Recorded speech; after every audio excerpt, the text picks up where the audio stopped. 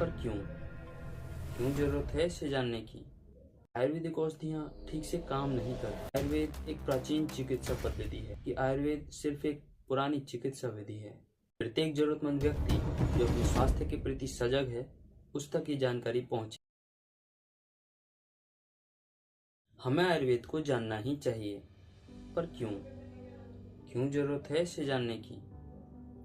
आपको किसी शुभ दिन, किसी त्योहार या किसी खास अवसर पर आपके अपनों ने ढेर सारी शुभकामनाएं जरूर दी होंगी और तब ये कहा होगा कि आपके जीवन में सुख, समृद्धि और स्वास्थ्य लाभ बना रहे।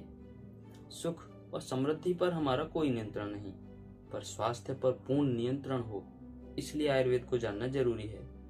ये था इसका पहला कारण। अब दूसरा, जरा देखिए अपने आसपास के लोगों को, कितने लोग हैं जो स्वस्थ दिखाई देते हैं। अब आपके मन में सवाल आएगा कि आखिर स्वास्थ्य किसे कहेंगे। इसमें मैं आपकी मदद किए देता हूँ। मैं स्वास्थ्य का आकलन एक श्लोक के आधार पर करता हूँ। ध्यान से सुनिएगा। समदोष समाग्निष्ठ समधातु मल क्रिया प्रसन्न आत्म इंद्रिय मनः स्वस्थ इति अविधीयते।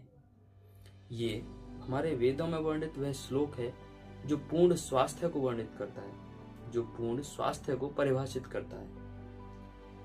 इसे किसी विदेशी संस्था के प्रमाण की आवश्यकता नहीं। ये श्लोक कहता है कि वे कारक जो हमारे शरीर को धारण करते हैं, अर्थात वे तत्व जिनसे हमारा शरीर बना है, जब वे शरीर में सम प्रमाण में उपस्थित हों, जब हमें नियत समय से भूख लग रही हो और जो खाया है वो आसानी से पच रहा हो, जब हमारे शरीर में सभी प्रकार के बल, आत्मबल, प्रतिरक्षा बल, शरीर बल आदि समस्त बल पर्याप्त मात्रा में उपस्थित हों और शरीर में बनने वाले सभी मल नियत समय से शरीर से बाहर की ओर प्रवृत्त हो रहे हों और शरीर की सभी क्रियाएं जैसे कि श्वसन, चलना फिरना, सोचना, समझना, व्यक्त करना और पुंसत्व, गर्भधारण आदि समस्त क्रियाएं जब नियत समय से और सुचारू रूप से चल रही हों। इसके अतिरिक्त भी जब उस व्यक्ति की आत्मा प्रसन्न हो,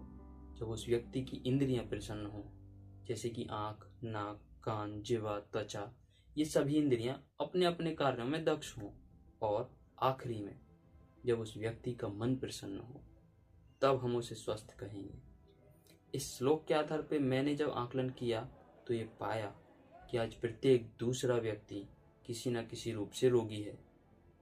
वृद्धावस्था में आंखें कमजोर होना काल स्वभाव के अनुसार स्वाभाविक है, लेकिन आज कमजोर आंखों के साथ ही बच्चे पैदा होते हैं।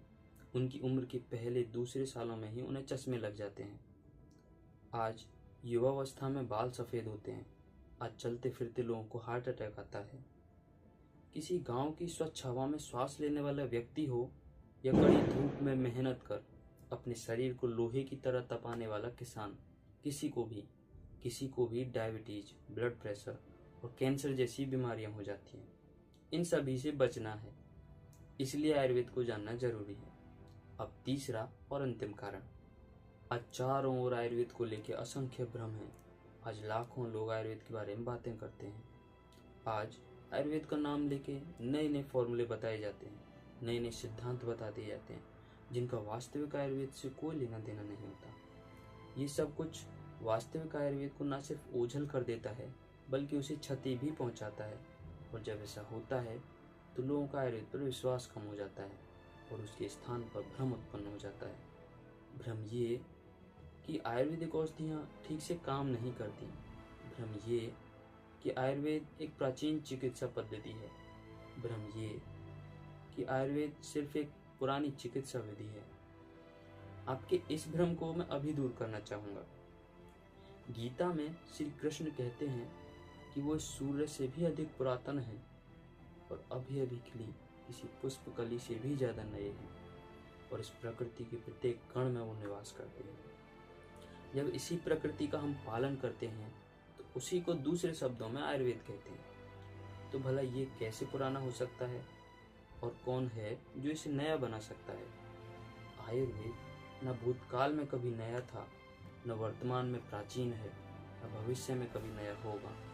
आयुर्वेद शाश्वत है, ये जैसा था वैसा है और अनंत समय तक ऐसा ही रहेगा।